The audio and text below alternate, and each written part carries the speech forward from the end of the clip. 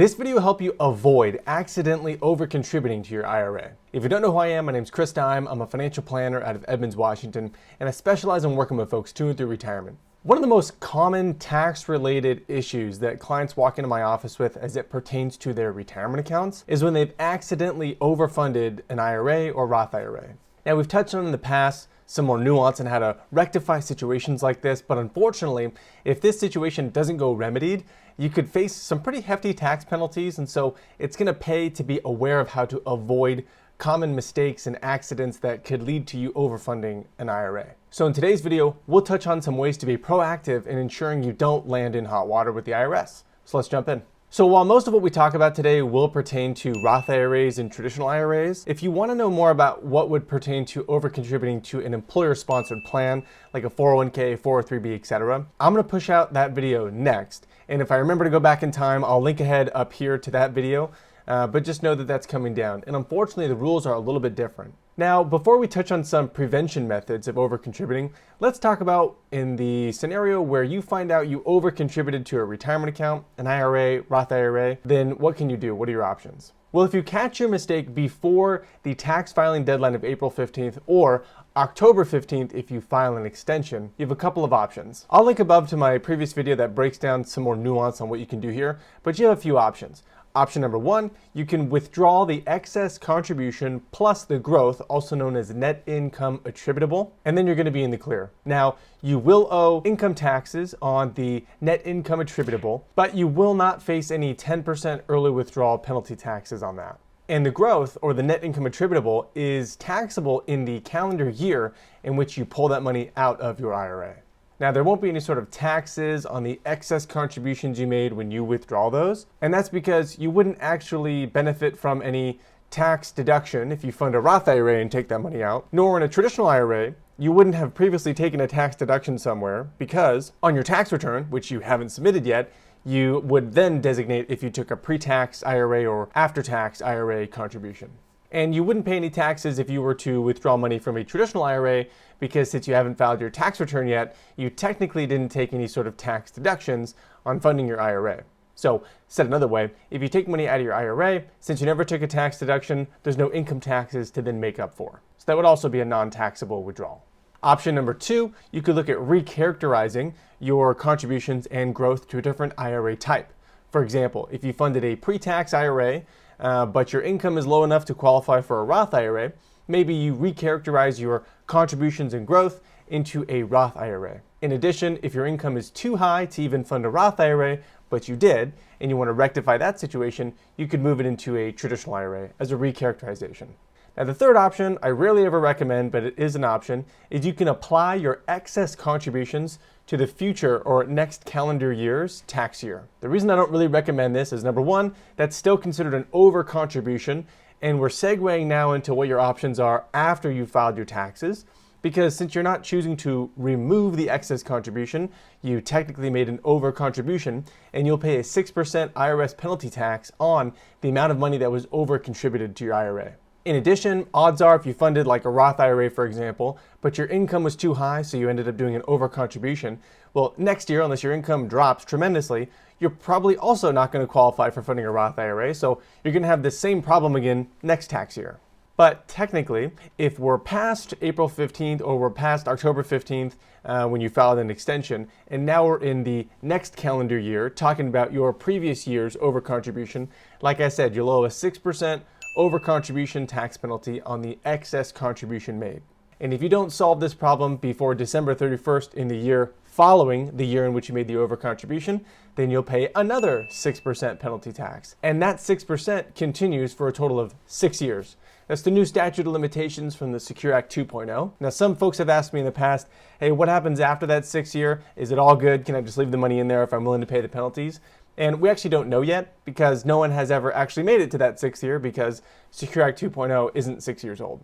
Either way, if you do want to rectify your overcontribution and not pay any more tax penalties, then you'll need to remove the excess contribution. Now, you wouldn't want to remove the excess contribution and any net income attributable or growth because you're not required to do that, and therefore, if you took it out, that would be considered a premature distribution, and that would result in a 10% early withdrawal penalty tax. In addition, if you previously received a tax deduction for funding a traditional IRA, and then you go to remove that money from your IRA in the future, I'm tracking that you'll owe income taxes on the amount of money that you are withdrawing due to the excess contribution. You previously benefited from a tax deduction, now you get to pay income taxes. But again, no 10% early withdrawal penalty tax. And like I mentioned before as options, one option you have, like I said, is to roll those excess contributions to future tax years. But again, I rarely recommend that because if your income hasn't changed a tremendous amount from this year to the next, you're probably just going to have the same problem again next tax filing season. Now let's talk about some of the most common ways in which you can avoid accidentally over-contributing to an IRA. And I'll break those down to 4 main categories. So category number 1 is saving too much into an IRA or Roth IRA. And that's where you reach into your bank account or you pull from like a brokerage account and you put too much into an IRA or Roth IRA. Now the IRS limit for 2024 is $7,000 for those under the age of 50 and then $8,000 for those who are 50 and up. And so the most common person to overcontribute is someone who is turning 50 and they're funding their Roth IRA for the calendar year last year. So as you might know, you have until April 15th to fund an IRA or Roth IRA for the previous calendar year. However, if you turned 50 in January, February, March, whatever, and you're funding your IRA, but you're funding it for the previous year, well, you weren't 50 in that previous year, so you're not allowed to make that $1,000 catch-up contribution to $8,000, for example. Now, really the most common culprit of overfunding an IRA is not that age 50-year-old IRA, Roth IRA discrepancy. It's actually when you use different types of IRAs like SEP IRAs and simple IRAs, because those contributions aren't as straightforward as just $7,000 or $8,000. If you fund a SEP IRA, you're limited to 25% of an employee's compensation, and compensation defined by the IRS is basically your net income from your business minus half of your self-employment taxes. Now, a lot of folks don't do that level of math. They just look at their Schedule C and look at net profit. Unfortunately, that would show that you have more compensation than you actually do, and therefore, 25% of a bigger number going into the SEP IRA would result in technically an overcontribution to your SEP IRA. Simple IRAs, on the other hand, are all the more complicated and absolutely could lead to overcontributions because there's certain mandatory matching you have to do if you have employees and things like that. It's kind of a total pain. So very easy to see someone accidentally overcontribute to a simple IRA. The next main category is for those who exceed the traditional IRA or Roth IRA income limits. I'll link ahead here to an explainer video that breaks down what you can or can't do based on your income and your situation. But to keep it very simple, if you want to fund a pre-tax traditional IRA, there's a certain amount of income you can't make more than. If you want to fund a Roth IRA, there's a certain amount of money you can't make more than. But if you want to fund a non-deductible traditional IRA, you can make all the money in the world and you're still entitled to fund that at $7,000 or $8,000 depending on your age. Now, if you don't have access to an employer-sponsored plan, like a 401k, 403b, etc., then you are not considered an active participant. And therefore, regardless of how much money you make, you can actually fund a pre-tax traditional IRA at $7,000 or $8,000 at a maximum. Now, most people who are employed have some level of employer-sponsored plan. Not everybody. So it's a unique carve-out in the Internal Revenue Code. However, even if you have access to an employer-sponsored plan, if you don't contribute to it, it doesn't matter. You're still considered an active participant, and therefore you'll fall into these next income brackets we'll talk about. What this means is, if you have access to fund a retirement plan through work, even if you don't fund it, you're still considered an active participant according to the IRS. If you're an active participant according to the IRS and you want to fund a traditional IRA, then as a single person, you can't make more than $77,000 to $87,000. And if you're married filing jointly, you can't make more than $123,000 and $143,000 for 2024. If you make more than those numbers, you can't take any tax deduction on funding your IRA if you're an active participant. If you make between those brackets, then a portion of your IRA contribution can be considered tax deductible and a portion will be considered non-deductible. And if you make below those thresholds, then you can have active participation in a retirement plan and still get a pre-tax traditional IRA funded in full. Now, if your spouse is an active participant, but you are not an active participant, then there's also an income threshold there. It's actually the same as the Roth IRA thresholds, where if you're married filing jointly, then it's $230,000 to $240,000. We'll touch on Roth IRA phase outs in a second. But basically, if you are someone that's employed, but you don't have access to a retirement plan, you can fund a pre-tax traditional IRA even if your spouse has access to a retirement plan and otherwise would be unable to fund a pre-tax traditional IRA. Simply wrapping up this concept, anybody can fund a traditional IRA at 7 or 8 grand, regardless of their income. However, if they want to benefit from the tax deduction on the front end when they contribute, then their income has to be either low enough when they have access to an employer plan, or they need to not have access to an employer plan at all. And then they could take a full tax deduction, regardless of their income level, as long as the income is high enough. Let's quickly touch on Roth IRA income limits. So Roth IRA, the modified adjusted gross income limits for funding a Roth IRA at 7 or 8 grand is for single folks 146 grand to 161 grand, and for married filing jointly, that bracket is 230 to 240 grand of modified adjusted gross income. Now, modified adjusted gross income is basically your adjusted gross income, which you can find on line 11 of your Form 1040. Now, there's a couple of adjustments, so it's not a perfect number, but it's a pretty good approximation if you're doing like back of the napkin math. And just like a traditional IRA, the reason you have phase outs is because with a Roth IRA, if you land somewhere in between your particular bracket, then you're allowed to fund that much amount of percentage into a Roth IRA.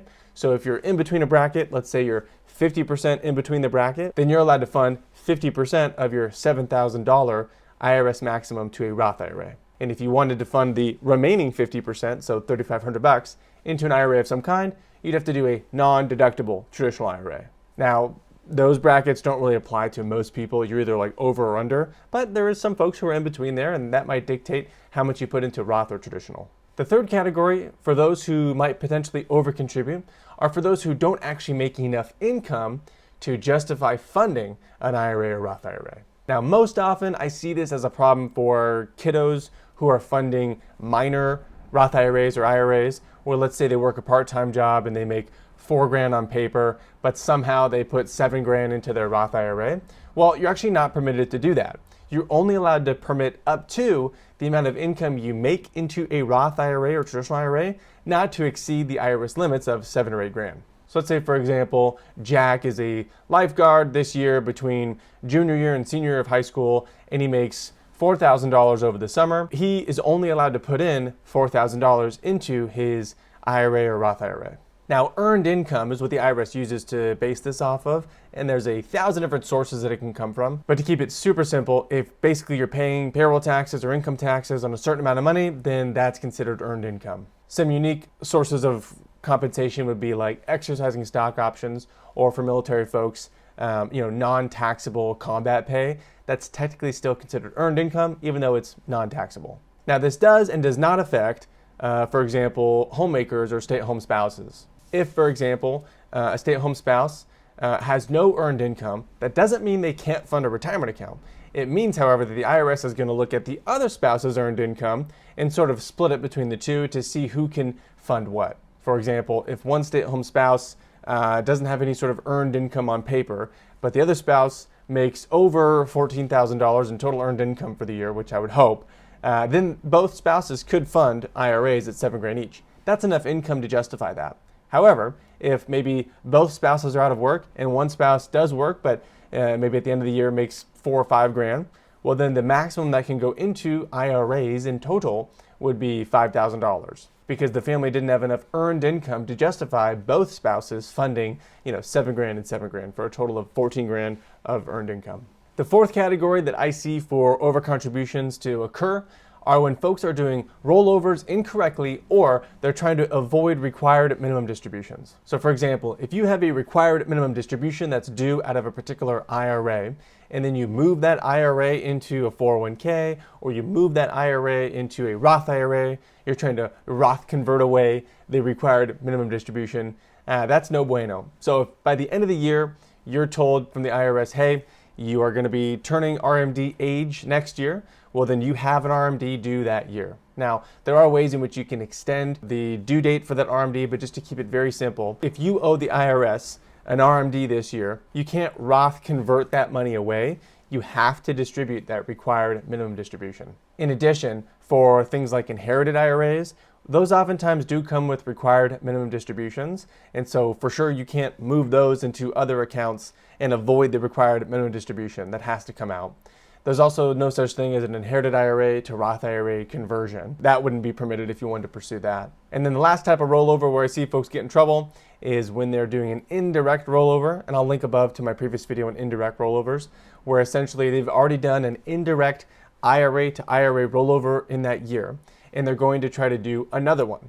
According to the IRS, you're allowed to do that once in a 12-month period. So if you're doing it more than once in a 12-month period, then any money you try to move from one IRA to another IRA in an indirect fashion, the IRS would look at that as not only you get to now pay income taxes on that entire distribution, because you can't roll it over, so it has to be considered income, but also any money that lands in that next IRA would be considered a contribution by you. And I guess if you've already funded an IRA that year at $7,000, any money you then are having go into that new IRA, that dollar amount would be considered an excess contribution, and you'd have to go follow all the rules we talked about at the very beginning of rectifying that situation. So from a calls to action standpoint, I'd highly recommend you come up with a sophisticated IRA funding strategy. If you notice your income's going up year after year, that's a good problem to have, but you might need to adjust how you're saving and funding IRAs. The easiest thing to do most likely would be to fill up your employer-sponsored plans by way of those contributions before you worry about funding an IRA or Roth IRA. Generally, most employer plans I see allow you to fund a pre-tax or Roth retirement plan contribution. And so until those are maxed out, there's not a huge benefit in trying to also fund IRAs and Roth IRAs, especially if your income is too high or too low to justify doing certain strategies. It can kind of get pretty muddy. So hopefully that was helpful. If you have further questions, drop them in the comments below or get in touch with the website. We'll help you get squared away. Have an awesome rest of your week. We'll talk to you later. Bye.